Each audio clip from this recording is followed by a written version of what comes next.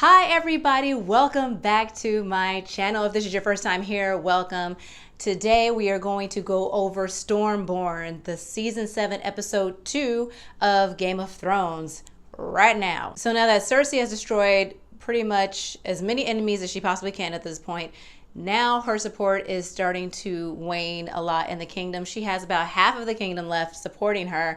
And what does she do? Well, she uses fake news to get everybody on board with her, that they're going to come through and kill everybody and rape all the women and put babies on spikes. Maybe she didn't say that exactly, but we know what she was going for. While she's trying to scare everyone, maybe they forgot that she blew up the Great Sept with like hundreds of people in the building, and that was pretty barbaric. So that's Cersei's plan to get people behind her, is to use scare tactics and fear, which is interesting because that's kind of the thing that's happening today, right?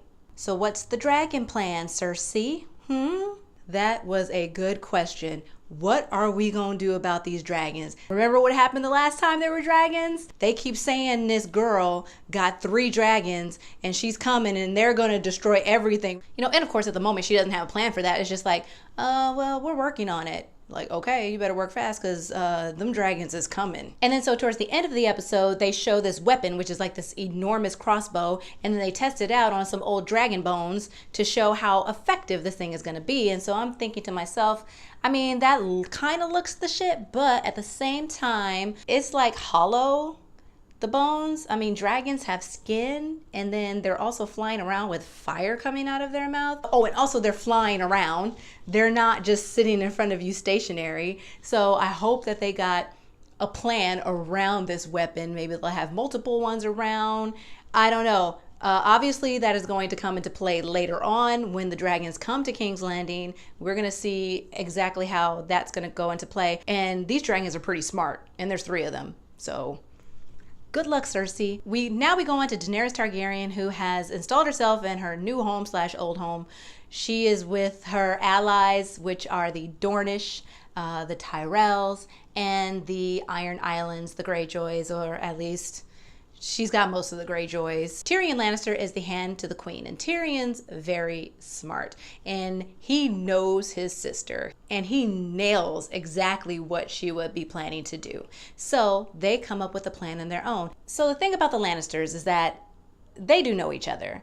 Cersei knows that Tyrion is a smart guy, but she puts it in the frame of him being like sly and cunning and manipulative and all that, but she still discounts how effective he can be. It's still based around this idea that he murdered their mother when he was born. He did murder their father as an adult, so he is accountable for that, but he did kind of have it coming. Tywin had it coming. Now, the rage for her anger and her brother's keeping her clear-minded about what he can possibly do. So he does come up with this amazing plan, which is to take all of their different allies, send them to different places, and contain King's Landing and their strongholds and put them in a weaker position, and do it in a way that Cersei is not expecting. Which brings me to my next point. What would Game of Thrones be without psychopaths and maniacs? First we had Joffrey, little psychopath. Then we get Ramsay Bolton, a slightly older psychopath. And then we have Euron Greyjoy. And then he has this crazy look in his eyes where there is no place he would rather be than here, like just butchering people. Really, Game of Thrones could not get to the level of savagery that it gets to, that peak, that zenith of barbarity, if it weren't for these psychopaths. It is so scary, but it is very entertaining to watch, I must say. Okay, so Euron Greyjoy comes in, totally obliterates Tyrion's plan to go into King's Landing with the Dornish and the Greyjoys, and he massacres these people. He completely destroys their ships. This whole step 1 of Tyrion's plan is done for. So it's going to be interesting to see later on how they're going to be able to recover from this and how they're going to adjust their plan. Are they going to, instead of sending the Unsullied out to Castle Rock, are they going to send some over to King's Landing like Cersei's expecting? I don't know. We'll see. I'm not a grand military strategist. I have no ideas on that. Oh, poor Theon Greyjoy. From day 1 of Game of Thrones up until today, I keep going back and forth on Theon Greyjoy. I can't decide if I feel sorry for this guy or if I'm like, you keep making all these crazy mistakes and you deserve what you get. I mean, I don't think he deserved all that torture that Ramsay Bolton put on him. Theon has this opportunity where he can try to save his sister from Euron. And I say try because Euron has been cutting down people with far more battle skills than Theon. But, you know, here's a moment where you could, you know, die with some honor and some dignity to trying to help save your sister in this whole plan. And probably to no fault of his own, probably because of all the trauma that he suffered under Ramsay Bolton, he sort of goes back into that space where he is powerless and got the tics and everything going, and he just jumps overboard. Really, you can't really blame a person to try to save themselves and some self-preservation, you know, but at the same time, he has been trying to prove himself to his family, to this nation of warriors, that he has what it takes and that he belongs in this family. And that, I mean, if there ever was a chance of that happening, you know, it totally got blown into smithereens by that jumping overboard move. So we'll see what happens with Theon in later episodes. Then the Unsullied. So if you are a fan of Game of Thrones, you know that the Unsullied is this trained legion of soldiers who are taken as boys, and the Unsullied are trained very brutally and ruthlessly to become the best soldiers anyone has ever seen. They are also castrated, so that means that they got nothing going on down there. Daenerys Targaryen, of course, in past seasons has come in, has freed them, say, you are fighting for me, but I want you to fight for me as free men. And the leader of the Unsullied is Grey Worm, who has this relationship kind of with Missandei. You can tell that, I mean, there is something definitely going on. And this is a very interesting scene that goes on between the two of them, because he has been raised up since a child to be a certain thing. And so ever since he was freed by Daenerys Targaryen, it's like he's rewriting his life all over again. And what that means, he's never meant to be in love. He's never meant to care for someone. He's only meant to fight and kill for whoever owns him. He is still struggling with that, you know, he is unsullied, but, you know, he's kind of not. And so Missandei is trying to really bring him out of that and say, yes, it is scary to care for somebody, but you should do it anyway. It's worthwhile caring for people.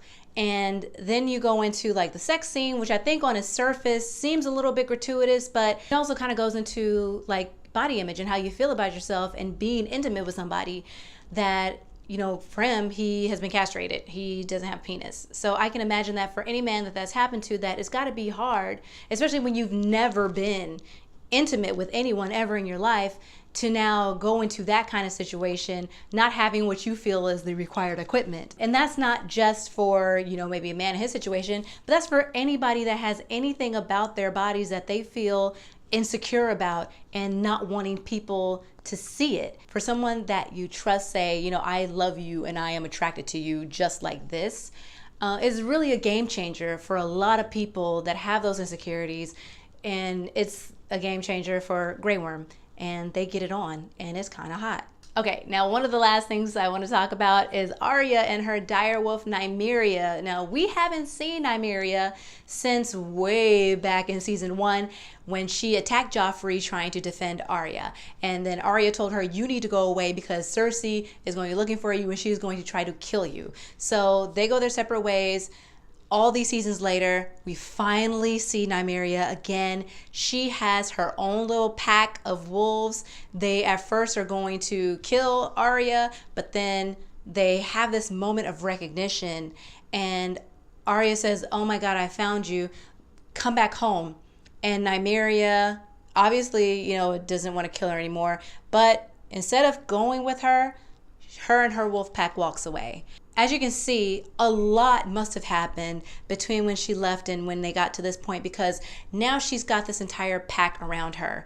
And that is a serious thing. Like, she has built this family of wolves. She's lived this life over this span of years, and Nymeria just can't walk away from that. She has this new life. She has this new family.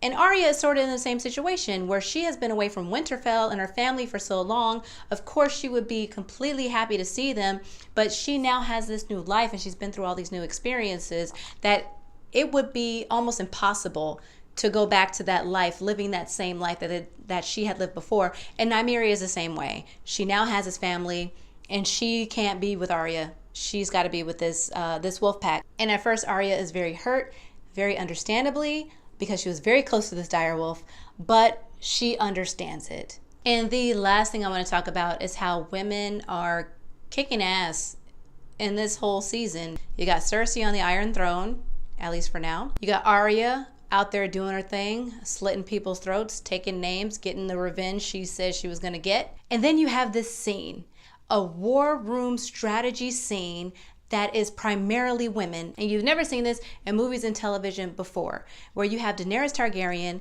you have Alaria Sand, you've got Yara Greyjoy and Grandmama Tyrell, and they are sitting here strategizing war. It's been pretty incredible to watch. It's so refreshing. That kind of thing is not really considered a woman's game.